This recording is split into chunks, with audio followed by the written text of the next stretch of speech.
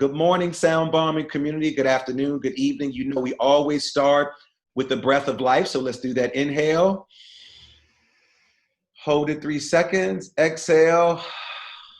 Let's do that one more time. Inhale, hold it 3 seconds, exhale, and we know that is called the breath of life. As always, I am so excited that you decided to join me today, wherever you are, if you're in your car, if you're listening on iTunes, Spotify, Pandora, however you listen to us. I'm so grateful and honored that you decided to be with us, because as Jay-Z said, you could have been anywhere in the world today and you decided to hang out with little old me, probably because you heard or somebody told you, or you might have listened and you might know that we have some of the most amazing people that come and join me in the BalmShelter. And just because COVID-19 is this national pandemic, people still decide, hey, Lamar, I still have some great things I want to share. And I have some great, amazing superheroes and super sheroes that come on this show. Just last week, if you did not tune in, you missed something amazing. We had all the way from where does she call in from? She lives in so many different places. Oh, she called in from Portugal, that small little island, Portugal, it's really not an island, but a small little country next door to Spain, for those who paid attention in Mrs. Floyd's geography class. But at any rate, Carrie Cohan came on. Carrie is a seer. Carrie is an empath. Carrie is a healer. And not only did she just awaken my energy in my body, based on some of the emails that you all sent to me, Carrie enlightened a whole bunch of us. And so thank you, Carrie Cohan. Make sure you check her out. And as always, we have something amazing for you as all the time. So here we go, sound bombing community. As the number of COVID-19 cases increases in the United States and stay-at-home or shelter-in-place orders continue, the coronavirus pandemic is also causing a strain on mental health. Even before the pandemic hit, about 20% of Americans had experienced or were experiencing some form of depression, according to the Center for Disease Control and Prevention. Any kind of stress can exacerbate any kind of small mental illness. And for this reason, I invited Michelle E. Dickinson to join me in the BalmShelter today. Who is Michelle? I'm so glad you all asked, because you just want to know who she is. Michelle is a passionate mental health advocate, TED Talk speaker, just like me, and a published author, just like me, of a memoir entitled Breaking Into My Life, Growing Up with a Bipolar Parent and My Battle to Reclaim Myself. After years of playing the role of a child caregiver, Michelle embarked on her own healing journey of self-discovery. Her memoir offers a rare glimpse into the young girl's experience living with and loving her bipolar mother. Michelle spent years working to eradicate the mental health stigma within her own workplace by elevating compassion, causing more open conversations, and leading real change in how mental health illness is understood in the workplace. Michelle also knows firsthand what it feels like to struggle with a mental illness after experiencing her own depression due to challenging life events her own just a few years ago. Michelle recently concluded her 19-year pharmaceutical career to become an entrepreneur. Yay, Michelle, stepping out into the entrepreneur world. She has emerged from her own challenging life events with a strong desire to positively impact the mental health landscape within the first responder community, the workplace, and within local communities. Michelle's mission is to empower people affected by mental health and mental illness and foster empathy and compassion in others to extinguish the mental illness stigma once and for all. So on today's show, Michelle will share important tips and strategies to help us all stay mentally empowered during the current uncertainty with COVID-19 pandemic. Michelle, welcome to the sound bombing community. Oh my goodness. Thank you so much for having me, Lamar. I'm so excited to be here. Well, I am so honored that you decided to hang out with me today. I did get a chance to see your TED Talk. I did get a chance to see the work that you were doing with the large pharmaceutical company that I will not name that's allowed you to do some work. I did get a chance to read parts of your book. So my team put me to work. You know, they put me to work. And that's why the introduction is always so amazing. So let's just check in. How are you doing right now since the pandemic? I'm doing okay. I have moments, but I have some tools and techniques that I'm looking forward to sharing with you that have helped me. Living alone, being single with my two dogs has been a bit of a roller coaster, but I'm happy and I'm healthy and I'm blessed. And so. Well, the timing could not be any better, Michelle. I produce a show called Shortcuts. It's a storytelling series. It's similar to The Moth, similar to TED Talks, but we really focus on our stories around people of color, because what happens is, I mean, you're a TED speaker, I'm a TED speaker. And when you look at those stages, there aren't that many people of color. So I decided to dedicate a show to people of color to tell their stories. Teachers, moms, folks who've attended historically Black colleges, just a variety of shows. And May was National Healthcare, Mental Health, whatever we want to call that month, but it's focused on mental health. And we did a live storytelling series called My Mind is Playing Tricks on Me. Now, I don't know if you're a hip hop fan, but in the 90s, there was a song out called My Mind is Playing Tricks. Oh, there you go, Michelle. Yes, a little hip hop. And it was by a group called the Ghetto Boys out of Houston, Texas. And of course, at the time I was listening to that in high school, maybe in college, I didn't realize, Michelle, at the time that these hip hop artists, a guy named Bushwick Bill, a guy by the name of Willie D, and a guy by the name of Scarface, not Scarface, not the movie Scarface, but that was the name. And at that time, I didn't realize that song was the very first hip hop song dealing with mental health. And the reason why I found out, NPR, I'm a huge NPR junkie. I'm a huge PBS junkie. And NPR, I want to say maybe last year, they did a 25-year or 20-year anniversary of the song My Mind is Playing Tricks on Me. And we decided to do a show dedicated to that. And again, I didn't realize that song was about mental health. So that's why I'm so glad that you're here. So let's get down to it. Why have you dedicated your life to helping people with mental health conditions? Because I know you worked in the pharmaceutical industry, big pharma, making a lot of money, having these conversations. And I also know that you had a very rough childhood and you sort of came out on the other side by writing about that. So why dedicate your life to that area? I never expected that this is where I would be. And that's the funny part. I grew up with mom who had bipolar disorder. I knew what that experience was like from my own experience. Like, I cared for her, I watched her and her mania and her depression, and that was my normal. But I never imagined that I would step on the TED stage, tell my story, and want to write a memoir that would ultimately have me become an advocate. I just was pulled in the direction to share because people thought my story was worth hearing. So I stood on the TED stage, told my story, and the reaction that I got, it was like there's so many people impacted by mental health that don't talk about it, whether it's a loved one or themselves, that they were waiting for someone to go first. So when I went first and I got the response that I received, I was like, wow, that was like the confidence that I needed to get to write my memoir, which would humanize mental health, that I could take forward and use as like the vehicle to cause conversations that weren't going to happen. So I never thought I would even, step on the TED stage. I never thought I would openly tell my story, because I was always like, listen, I made it out. I'm an adult and I'm a contributing member to society. Based on my childhood, the odds were against me, but I did that. So I thought that was the victory. But then all of this unfolds and I'm like, okay, so I guess I'm supposed to use my mess, take my mess and turn it into my message. Yes. And that's what I did, Yeah. And so before we jump into the memoir and we talk about your history as a child having to support your mother, talk to me about walking on that TED stage, because we are a part of a very, I don't want to say elite, a very unique club of individuals who get a chance to bless the TED stage. Talk about what that was like. Even before you talk about your story, what was that feeling like stepping onto that stage, seeing that TED Talk background, and then walking out there and having to really expose yourself or reveal yourself in front of people that you don't even know? For those that may want to do it. Yeah. So mine was a little bit different, Lamar, because I did a TEDx that was a license that my company had from TED. Okay. But still, the selection process was very vigorous. I actually was nominated by a peer to give my talk. So we actually received great training. I had an amazing TED coach who helped prepare me, because there is nothing like a TED Talk compared to the presentations I was delivering in corporate. Totally different animal.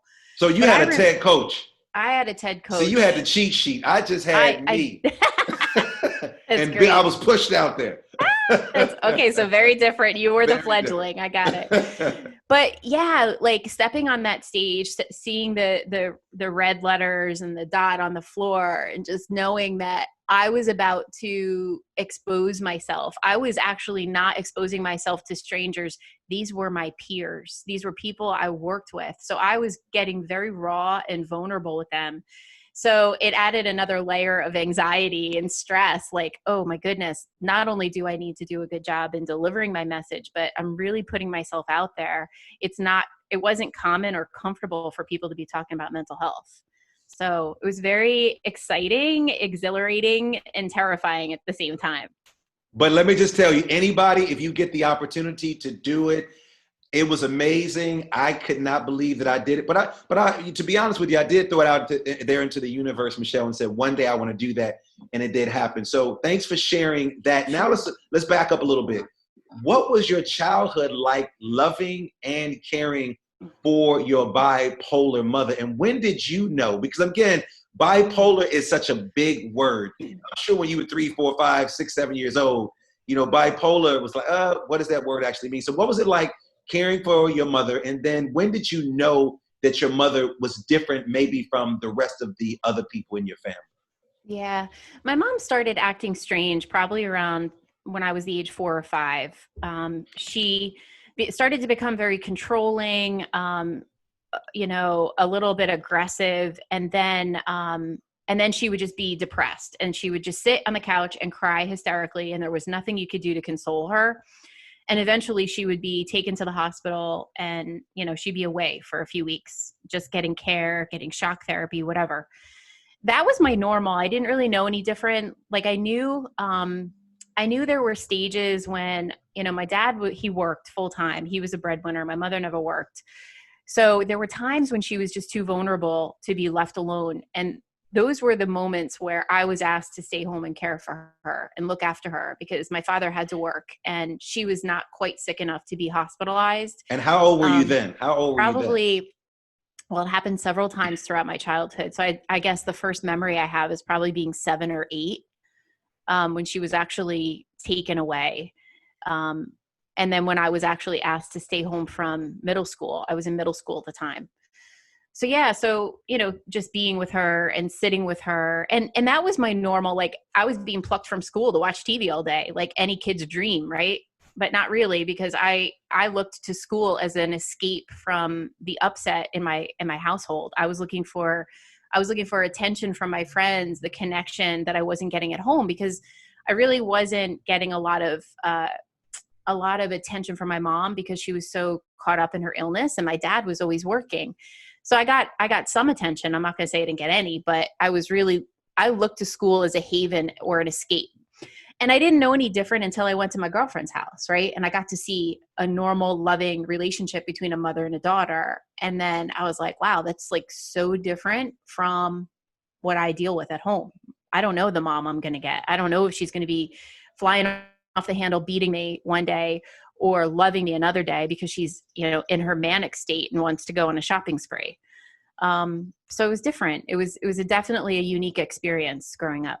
So when you think about children right now, because I'm an educator and I've worked with a gazillion schools, and when you think about children who have these reoccurring absences from school, and we're discovering that many of these kids aren't just absent from school because they don't want to come to school. Michelle, you were one of those kids, and we try to package this around race, culture, and class. And what's interesting is many of the communities I work in, disparate communities, they're children of Black and brown kids, and so of course many of them are absent more than their white counterparts. And so you're falling in a different curve. You're a kid who has to stay home from school and take care of your mother, and they're marking you as absent without really knowing why you're being absent, and the pressure of a kid having to be 7 years old taking care of that. What message do you have for parents who may be doing the same thing to their children, and you said that school was an escape for you to get away from your mother. That's the first part. And the second part is, did anybody share with you what was really going on with your mom? Yeah, I mean, so my aunt was a nurse, and my aunt did a good job of trying to explain to me that my mom had a mental illness. I didn't really know, right? Because, I just knew she was volatile, and I thought it was who she was in her character. But my aunt helped me really understand what mental illness was. And then I started to relate to it as a roller coaster, that I was just on a roller coaster with my mom. And some days were high and some days were low.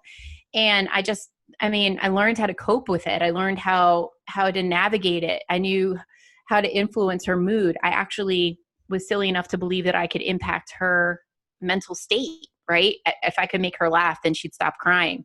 So I took that on. So you ask about what advice parents, what was the first part of that question, Lamar? Help me understand. So when parents are pulling kids out of school to then take care of a sibling or having to take care of themselves, right, what advice do you have for a parent who's doing something like that to their child? Yeah, they got to get the impact of that, right? They got to get the impact. I mean, back in the day when I was in school, you showed up the next day after you were out with a note and you were good to go. Nowadays, I think, thank God, teachers sort of have an email relationship with a parent, which is very different. And no questions were asked. So I'm hoping that there are more questions asked. I would stay out of school for weeks on end and show up with a note and I was good to go. And I just had to figure out how I was going to make up all that work. So, I mean, the impact on the child is so huge, so huge. Like, I failed a couple of classes. I was socially awkward because I was gone from my group for so long. People were like, "Where were you?" I was like, "I was sick," and I lied all the time. I was going to ask you about that, about lying, yeah. because I know from the research around children who have parents who are addicted to substance, sometimes alcohol, they're constantly lying and to protect their caregiver, not just a parent, it could be a grandparent or what have you. Sure. So did you find yourself lying constantly all the time? I had to, because kids can be really mean. And the last thing I wanted was for anyone to know my mom wasn't mentally sound. I lived in a posh little upscale community where the kids came to school with their fancy little outfits, their fancy little cars. And the last thing I wanted was someone in my community to be like, her mom's crazy. So I kept that a secret, like big time, until I found my Catholic youth group. And that was a safe place where I could actually talk about it. So what are some things that you learned about yourself at that very young age when you were responsible for being a caregiver to your mom? Yeah. So, I honestly, there are so many things I'm grateful for having experienced, because especially now during COVID, I have the ability to see sunshine on a rainy day. I mean, I sat with my mother and watched her cry, and there was nothing I could do to console her. But yet I would look out the window and see the beautiful blue sky and see the trees and the birds and find the beauty in that. And that contrast in my mother's inability to see it only amplified my ability to see it. So I'm really grateful that that's given me mechanisms to be able to cope when things are really dark, to try to find the silver lining, look for it. Like, don't allow it to consume you. Yeah.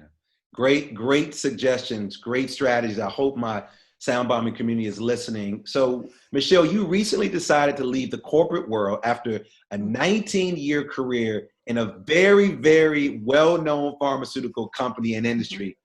Why did you decide to create your own company, and what was the turning point for you to do so? Yeah, so everything happens perfectly. I'm a big fan of Tony Robbins, and he says life is always happening for us, not to us. There's a very big difference there. So life was happening for me, even though I didn't see it. I was fortunate to, have had the opportunity to do the TED Talk, to write the memoir, and started to get amazing opportunities, do television shows, have opportunities to public speak about mental health. And I was getting more and more connected to it. And then my position in my company was eliminated. And so I had this moment where it was like, okay, I live in the medicine chest of the world in New Jersey. We have a million pharma companies, right? Do I put my energy toward trying to get into another pharma company, or do I actually seize this opportunity and follow my heart and my passion? And so after navigating my own, mental resistance, I was like, you know what? I got to go for it. I got to go for it. I'm 48 years old. My heart is pulling me to make a difference with mental health. There's so many people suffering. There's so many people not opening their mouth and getting the help that they deserve. So I just said, I have to jump in and do it. So I created Trifecta Mental Health as a way to make a difference in creating more cultures of compassion in the workplace. Because when I was in my company, people were putting their game face on and trying to pretend that they were leaving their mental illness on the shelf at home. And that's not reality. Like, I want to create spaces where people can bring their authentic selves to work and they're accepted for who they are. We have, ramps for people with physical disabilities. What are we doing for people with invisible disabilities? I'm glad that you said invisible disabilities. I want you to break that down to individuals who don't understand what that actually means. Then also break down, why did you choose the name Trifecta for your company? Yeah. But talk about invisible. Talk about invisible disabilities. Yeah. Invisible disabilities, I mean, those are the things that we can't see, right? If someone breaks their leg, you can see, oh man, are they okay? Let's ask them. But no one takes you up and in their head when they're dealing with something and it's a mental illness. If they're diagnosed with depression, they're ashamed to say anything. So we walk around, people, what is it? 1 in 5, 1 in 4 are dealing with something at any given point. Like, why is it that we're not, and you can't see it.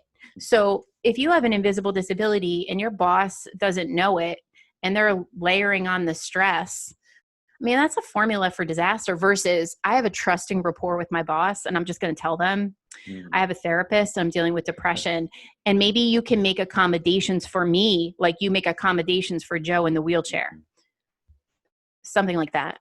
So Trifecta Mental Health, I created that name because I feel like I have like this 3-pronged lens on mental illness. My mother being the caregiver, witnessing what it was like for her to deal with a mental illness. It's incredibly punishing for caregivers of people with mental illness. And I knew what that was like. But then fast forward and I'm like 46, 47 years old and I get diagnosed with depression. And I'm adopted. And I thought, I'm not going to deal with this. I'm adopted. I'm not her blood daughter. But that just reminded me that a life event can take you down and nobody's immune to mental illness. So there I was diagnosed with depression. So that's my second experience with mental health. And then while I was at my Fortune 50 company, I helped to build the largest, fastest growing employee resource group dedicated to mental health to remove stigma in the workplace. So that experience taught me what companies should do and what they shouldn't do. And that's what I want to bring to other organizations, is that experience and creating a stigma-free environment that is truly inclusive. So I'm glad you brought up this concept of a stigma. Why do you think there is a stigma associated with mental health conditions? And then as a mental health advocate, what is the most common thing you hear from people living with mental health conditions? Yeah. So the stigma, first of all, I want to acknowledge how far we have come around stigma. We still have a stigma we need to work to remove. But when you have those courageous people like Lady Gaga, and you have the famous Eagle player who suffered from anxiety and pulled himself from the game, those are the kinds of examples that help to eradicate the stigma, because people start to go, oh man, he's just like me, or she's just like me, she's suffering. I think stigma is largely in place because people are embarrassed to admit that they're not tough enough, that they're not strong enough to overcome, what's going on in their head. But, we're all just human beings and we're all just doing life to the best of our ability. And we all have past traumas of some sort. Mine might be purple because I dealt with a bipolar mom, but like yours might be something totally different, but we all have stuff. So I think there's an embarrassment, there's shame, there's fear. People are fearful. They don't know what does treatment look like. They don't know, am I going to have to go to a psychiatrist, a psychologist? Am I going to have to take medication? There's fear around the whole idea. And I think we make it much bigger in our heads than it actually is. It could just be cognitive therapy. It could just be talk therapy. It could just be finding those coping mechanisms to proactively manage your well-being, like, exercise, good nutrition. There could be a whole host of things that could really help people with their mental imbalance, but they don't know. And so they pretend it doesn't exist. And then it's just like a pressure cooker and it just keeps intensifying. It does. And so what's the most common thing that you hear from people living with mental health conditions? That people will say to them, just cheer up. Just cheer up. It's blue sky out there. Why are you so sad? Just, cheer up. And in some cases, or just get over it. Or get over it. Yeah. Boy, that happened 15 years ago. And Michelle, that happened 10 years ago, and you had nothing to do with that. Those are the things that really, really will drive somebody insane when you don't acknowledge that this stuff still sticks with you. My teacher told me years ago, if you don't deal with it, it will deal with you, and it will get the best of you if you don't have the tools that are in place. And that's why I brought you on board. Talk to us about when people make those statements, get over it, that happened years ago, that had nothing to do with you. What advice do you have for those individuals who are hearing those things? And then also, what advice do you have for people who are too embarrassed, because you talked about this word, to then get help? Yeah. I think we have, we've lost a little bit of the human connection. And when we hear someone saying something, I think it's natural that we want to fix it, right? So you got to understand the person when they're coming from a good place when they say, just get over it, right? They genuinely don't want you to hurt, but they also feel a responsibility to try to resolve it for you. And in the process, they're diminishing those very real feelings that person has. So I always say, you don't have to fix it. You just have to listen.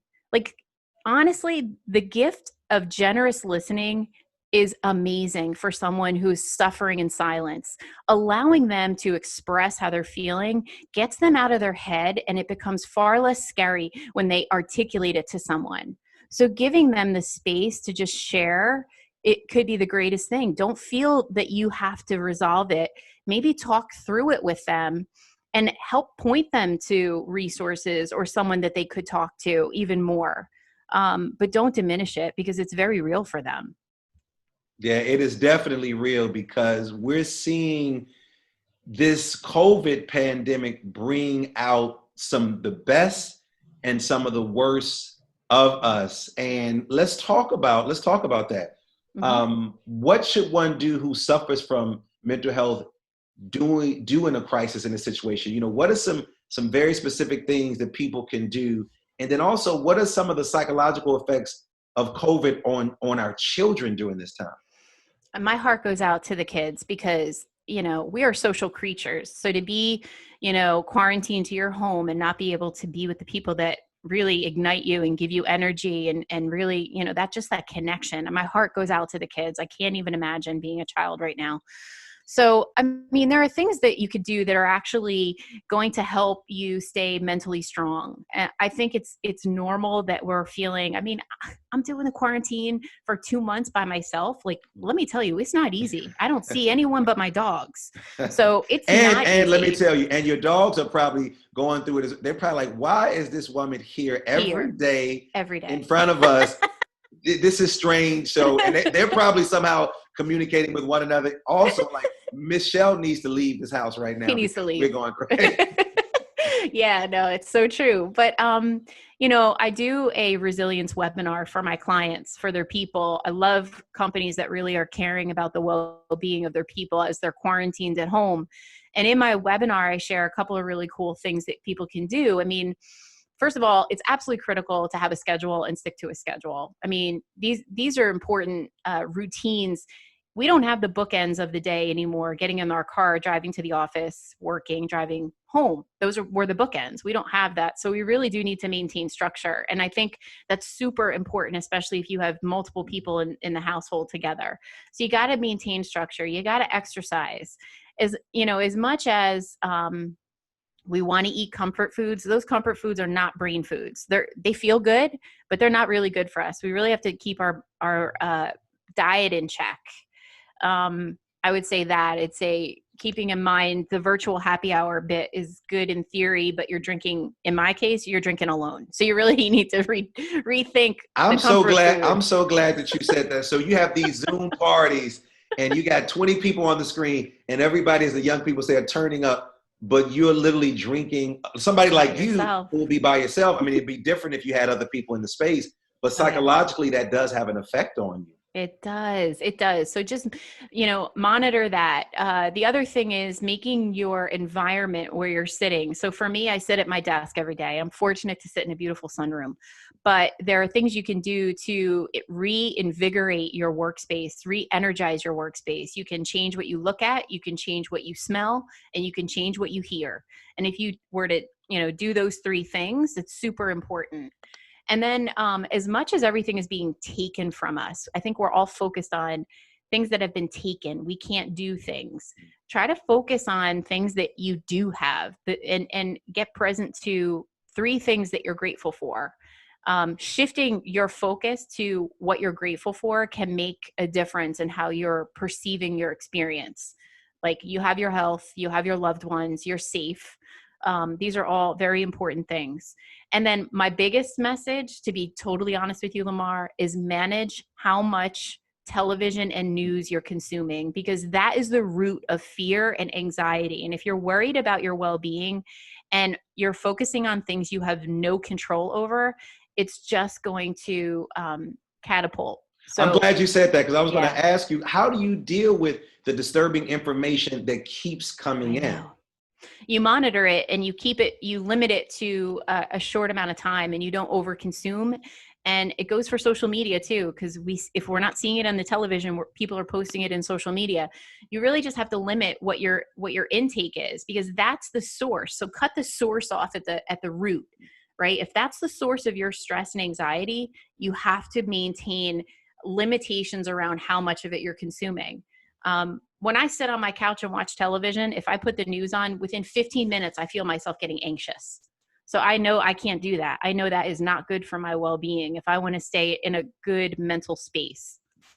So what I've noticed about COVID, and I'm sure you have noticed it as well, I mentioned it earlier, this pandemic has brought out the best and also the worst. I want to talk about the best. My neighbors have been amazing. To watch these elders, I live in an older community, to see them, physically distancing themselves. Because I'm always talking about, you just said it, you're the only person that I brought on this, the first person I brought on this show who understood the difference between physical and social distance. We are social animals. So when we're not social, when we're socially distanced from one another, that's when there's a breakdown. Physically distance is very, very different. But what I'm learning is my neighbors walking around, talking and doing what they do at a physical distance has been amazing. And I know the first part of the show, we talked about what can we do for ourselves. Michelle, how can people support those they love who suffer from mental health conditions? What are some things that we can do to support our friends, our parents, neighbors, or what have you? Yeah.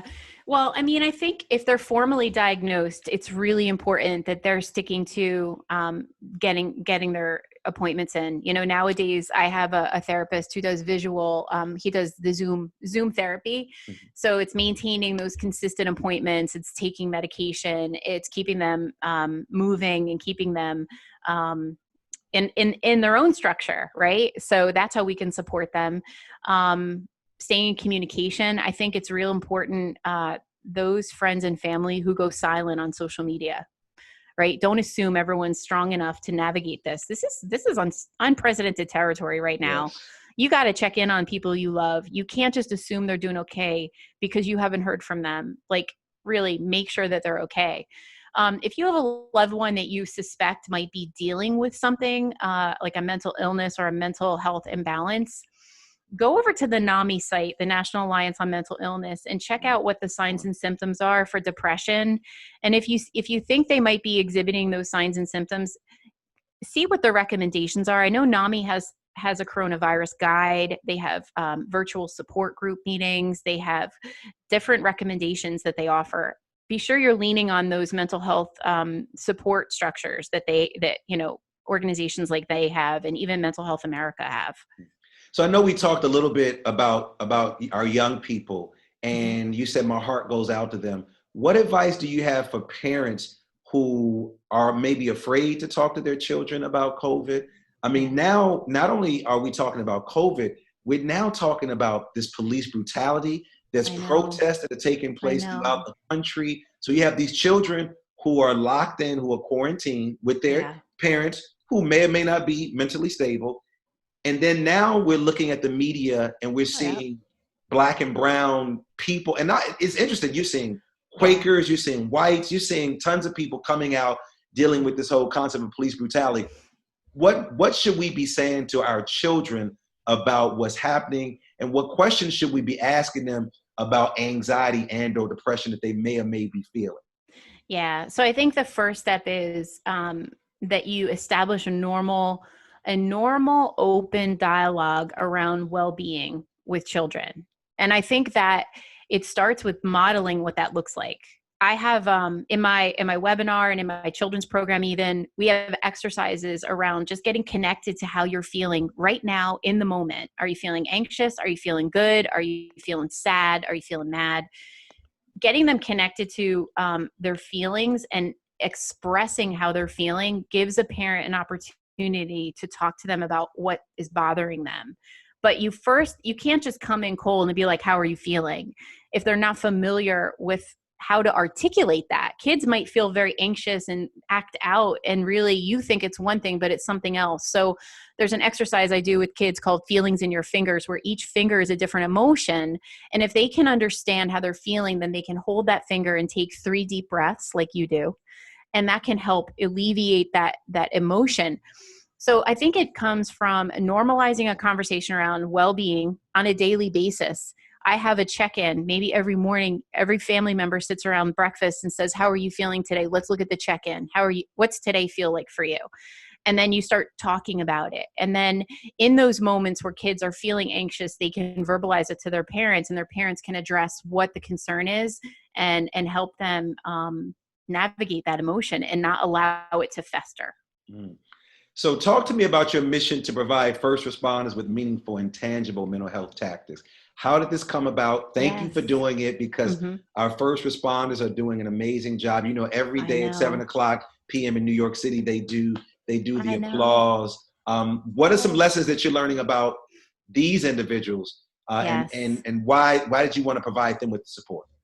It's amazing. My story around first responders just kind of happened. I happened to know the police chief in my town, and I sat down with him and I said, he gave me a meeting. I was grateful. And I said, I'm a real passionate advocate and I want to help first responders. And his first reaction to me was like, we really need resilience training for them, and we need de-escalation training. So they know when they go out in the community, who's got a mental illness and who is a risk, right? How to decipher mental illness. So I didn't know quite how to go about it because I come from the private sector. I don't really know, but my heart was in the right place and wanting to support them. And so that's when I found my business partner, Sergeant Lynette Butler. And she's my business partner. She's a trained mental health first responder trainer. And she and I are on a mission to really help provide them with resilience training, get them connected to what mental health is. Many of these officers coming out of, have been on the force for decades. They came out of the police academy so many years ago, and mental illness wasn't really ever covered. So they've been left to their own understanding of it. And that also means how they deal with their own PTSD, right? If they don't have a good relationship to mental health, then they can't really support themselves. So we're on a mission to provide them with de-escalation training, resilience training, mental health first aid. And in this state of COVID, we're actually about to launch our webinar for first responders to take wherever they are, whenever they need it. So we're So, excited. so what are some things that you're learning from these first responders that might have surprised you prior to working with this particular population? Just their disconnection from mental health. They're disconnected. They're so focused on serving. Like they just want to show up in the community and do a job, but they're disconnected from the layers of impact that their work has had on them. Sergeant Lynette's giving me the biggest education by explaining to me how these officers, that we have a fundamental breakdown in our process. If an officer is dealing with a mental health imbalance, they're afraid to mention it because they're going to be stripped of their gun, they're going to be stripped of responsibilities, and then you're compromising their ability to feed their family. So of course there's like a broken system in just how they even address mental health. So they suppress it so that they can keep going, but really they become a pressure cooker because they're not addressing, PTSD or past childhood trauma, whatever it is. So we have to do a better job of normalizing the mental health conversation and getting them proactively engaged in their well-being before they hit the tipping point, and then they're just like, oh my God, I'm not going to have a job because I spoke up.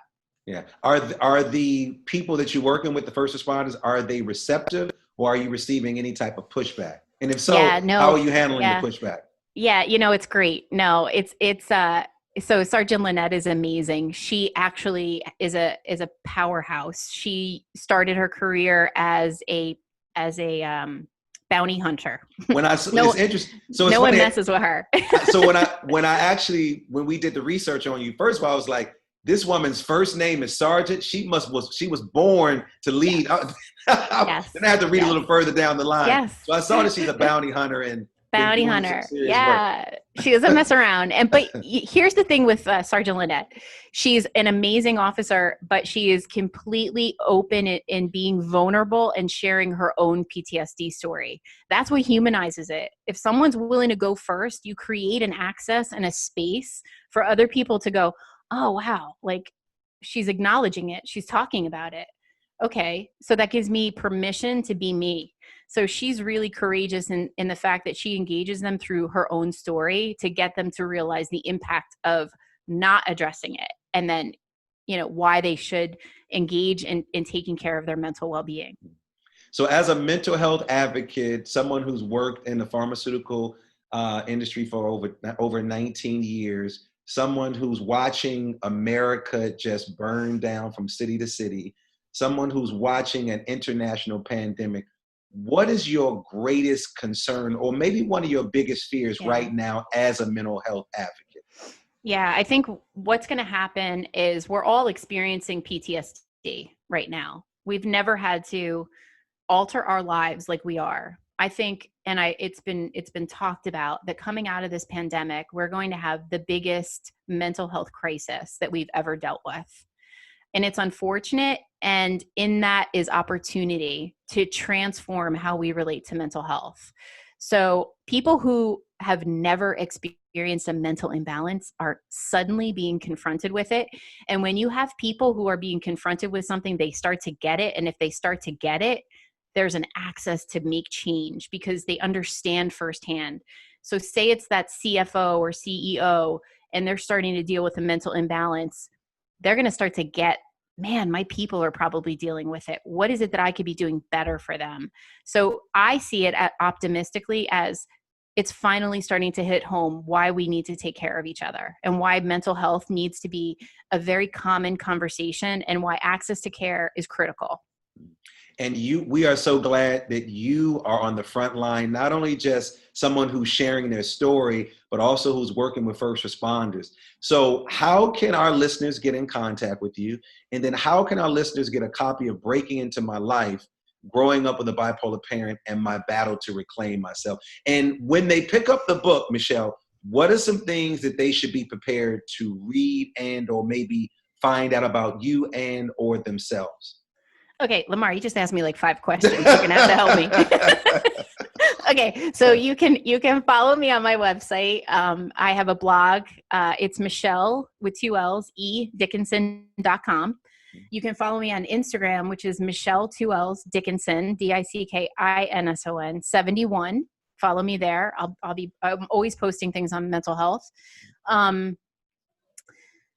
You can get a copy of my book through my website or on Amazon on barnesandnoble.com. Absolutely, you can get it there. I would say be prepared to walk through my experience. It's very raw. It's very vivid because I really want people to understand what it's like loving someone with a mental illness. Because if you can understand it, then you can have compassion and empathy. but also recognize my book is a story of perseverance and triumph and how I overcame the odds. And so many of us have done that. And it's really a celebration that if I could do it, you could do it. In the back of the book, I have an epilogue, and I really highlight how those moments of adversity have really shaped me positively. And I think everyone should really take a step back and try to really reflect on how those circumstances that were so challenging really do serve you if you look at it. That is such a great way to wrap up this part of the show. But Michelle, don't leave. This is my favorite part of the show. It is called the Super Balm Questions, and is an opportunity for our listeners to find out a little bit more information about you. And so I'm going to throw out a question, and you have to answer them as quickly as possible. It's not called the slow motion questions. Super Balm, very, very fast. Are you ready? I'm ready. Let's go. All right, so here we go, Michelle. What is your favorite word? Compassion. What is your favorite quote or maybe a Bible verse? Life is always happening for us, not to us. What is your superpower? Love. What is your animal spirit? Cardinal. What do you wish you had more time to do? Pottery. What brings you to tears of joy?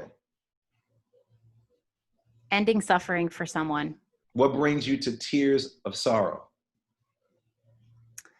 Knowing that people are suffering. If you were in the Mrs. America talent competition, what would your talent be? Tap dancing. Well, Michelle Dickinson, I thank you for joining me in the BalmShelter today. I'm glad we had some fun together, even though we're dealing with a very, very serious subject and we do not play around with mental health. So I want to thank you for joining me. It has been a pleasure talking with you. And I told my Sound Balmer community you were in for a treat. So thank you. Thank you, Lamar. I really enjoyed talking to you. You're awesome. And if you are having thoughts of suicide or going through some type of depression, resources, you can call the National Suicide Prevention Lifeline at 1-800-273-8255 or TALK. I want to thank my engineer, Alec Blanc, my producer, Nicole Klempaka, Supremacy for our theme music, and all of you for listening. Make sure you subscribe, leave a comment, stop being stingy, and share me with your friends. If you want to know more about me, you can visit my site, drdrlds.com. And as always, believe that something wonderful is about to happen and that some people miss the message because they're too busy looking for the mess. Thanks for tuning in, and do something for someone other than yourself today. You've been listening to Sound Balming. Peace.